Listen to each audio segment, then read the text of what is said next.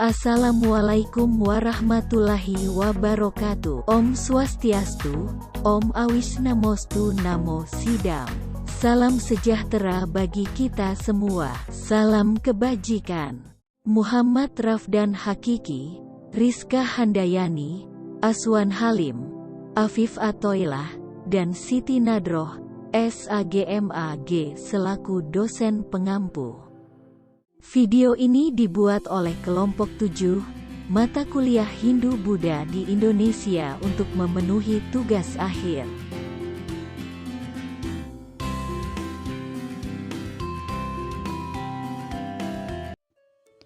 Proses masuknya Hindu-Buddha ke Jawa Barat dengan adanya kemunculan Kerajaan Tarumanegara pada abad ke-5 Masehi yang ditandai oleh kehadiran 7 prasasti batu yang ditemukan di sekitar Jawa Barat dengan rajanya yang terkenal yaitu Purnawarman.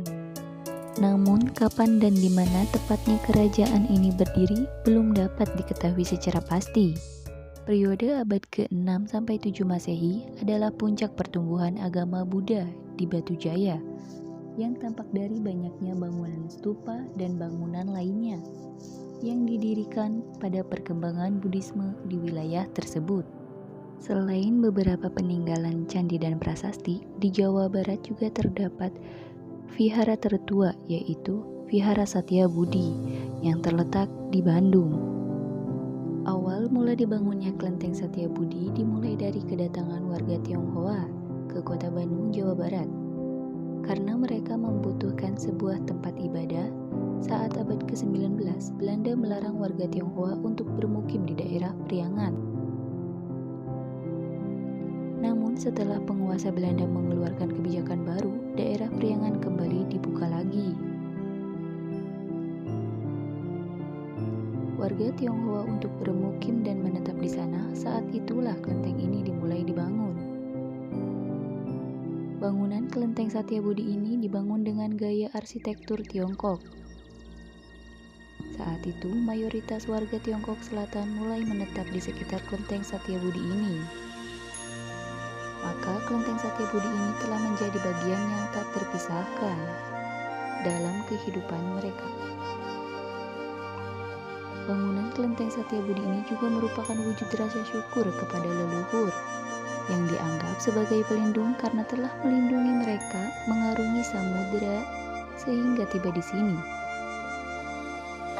Pada umumnya, kelenteng terdiri dari 3 unsur kepercayaan Tionghoa yang terdiri dari Tao, Konfusius, dan Buddha. Kelenteng tidak hanya sebagai tempat ibadah saja, tapi juga merupakan tempat untuk belajar serta tempat berkumpul masyarakat dan keluarga. Di dalam ruang utama Kelenteng Satya Budi terdapat patung Dewa Guanseng Dijun sebagai dewa utama. Patung Dewa Guanseng Dijun ini melambangkan kebijaksanaan dan keberanian, sehingga beliau sangat dihormati oleh para umat. Kemudian di sisi sebelah kiri terdapat patung Dewi Mazu. Kepercayaan Mazu sangat terkenal di Tiongkok Selatan dan juga melambangkan pelindung bagi para pelaut. Di sisi sebelah kanan altar terdapat patung Dewa Fude Zhenzen. Dewa Fude Zhenzen termasuk dewa pelindung tanah rakyat. Selanjutnya yaitu bagian sayap kiri dan kanan kelenteng juga terdapat beberapa patung dewa, serta terdapat tempat untuk biku yang pernah tinggal di sana. Sukiri Kusteja, pria berusia 71 tahun ini adalah seorang warga Tionghoa yang lahir di kota Bandung. Beliau mulai meneliti program S3 pada tahun 2017 untuk mempelajari kepercayaan tradisional Tionghoa. Beliau juga mengunjungi banyak kelenteng di berbagai daerah seperti di Jawa Barat, Jawa Timur, dan Jawa Tengah. Terakhir, ia memilih untuk fokus membahas 4 kelenteng bersejarah di Jawa Barat. 4 bangunan kelenteng tersebut memiliki gaya arsitek He-Yuan. Di dalam penelitiannya, ia mengetahui banyak orang yang kurang mengerti tentang kelenteng. Maka ia memutuskan untuk membagi pengetahuannya mengenai kelenteng kepada seluruh rakyat. Para umat sering mengadakan berbagai kegiatan sosial dan merayakan hari besar warga Tionghoa. seperti donor darah, bakti sosial, kegiatan panti asuhan, serta hari Trisuci Waisak dan lain-lain. Semoga keberadaan Kelenteng Satya Budi ini dapat membuat budaya Kota Bandung semakin berkembang.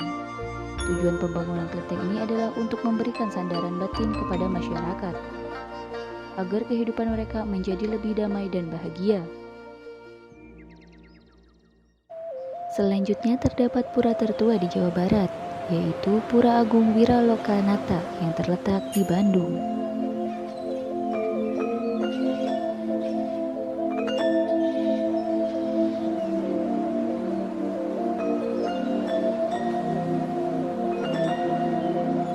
Om Swastiastu, Om Awigenam Astu Nama Sidam. Semoga pikiran yang baik datang dari segala penjuru arah. Puro ini sudah berjalan hampir 45 tahun. Sesepuh atau leluhur kami yang terdahulu di sini, karena saya sudah generasi sekian daripada yang sebelumnya, bergulir dalam perjalanan waktu. Pura Agung Wiralokanata Kota Cimahi ini selalu menjadi kunjungan tempatnya orang datang, tidak hanya se-Bandung, seluruh hampir seluruh Indonesia juga orang datang sini karena pura inilah pura tertua di Jawa Barat.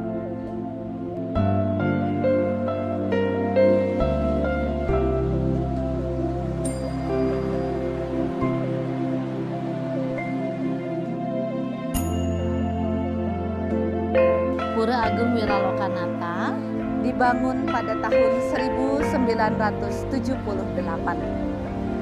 Peletakan batu pertama dilakukan tahun 1976 dan batu diambil dari Tangkupan Perahu di bagian Sirah.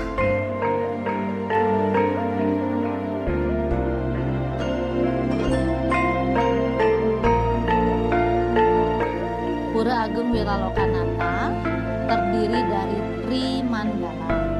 Tri berarti 3, Mandala berarti area.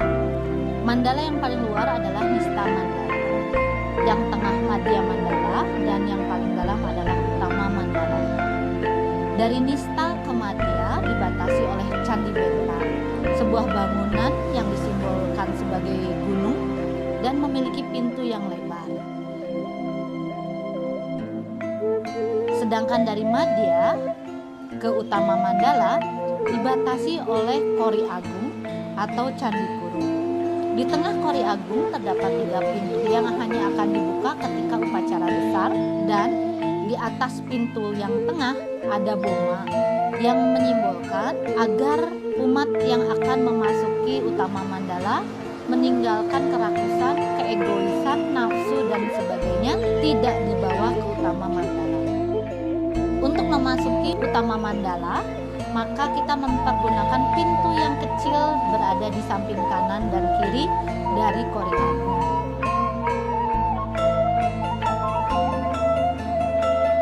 Di Utama Mandala terdiri dari bangunan-bangunan utama, yaitu Padmasana, Anglurah, Beji, Balai Pawedan, dan ada 2 balai untuk persembahyangan.